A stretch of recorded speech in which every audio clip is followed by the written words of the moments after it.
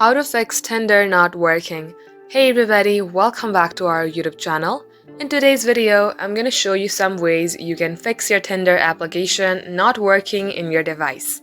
So without any further ado, let us jump right into the process. First of all, head over to your Play Store app and search for Tinder.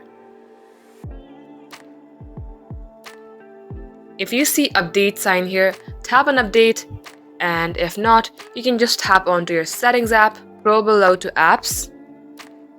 Here from these various options, search for Tinder. And at this page, scroll below to its storage. Here you will see clear data. Tap on clear data.